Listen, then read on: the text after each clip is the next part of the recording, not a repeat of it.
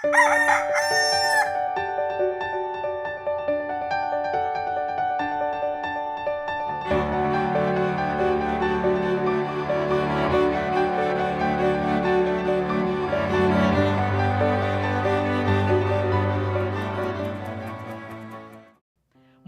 Pasko po kapamilya. Ako po si Father J-Boy at tayo na po at magkape at pandasal.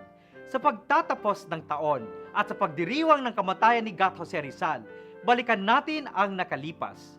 Sa simula ng ating taon, nasira ng USS Guardian at isang Chinese vessel, ang Tubataha Reef, at pininsala ng iba't ibang bagyo't lindol ang ating bayan. May mass murder sa Kawit, Cavite. May mga namatay sa barilan sa Zamboanga at Sabah at sa pagsabog ng bomba sa Limketkay sa Cagayan de Oro. Ito rin ang taong nakilala natin si Janet Lim Napoles, ang mukha ng korupsyon na patagal nang nangyayari sa ating gobyerno. Sa pagdating ng Yolanda, nakita din natin ang kahinaan ng ating pamalahang tumulong at proteksyonan ang taong bayan sa anumang matinding unos. Sa kabila ng lahat ng nangyayari sa ating bayan at sa ating personal na buhay, kailangan nating balikan ang nakaraan upang makapulot ng aral para sa ating buhay.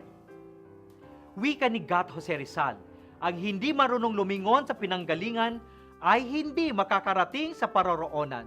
Sa ating pagbabalik tanaw, hinihiling ng ating bayani na ialay muli ang ating buhay para sa ating bayan. Hinihimok tayong huwag mawala ng pag-asa sa pamamagitan ng patuloy na paglilingkod para makabangon ang ating bayan. Ipagdasal natin ang lakas laban sa panghihinang ng kalooban upang ang bagong taon ay magdulot ng minimitihin nating kasaganaan. Maligayang Pasko po.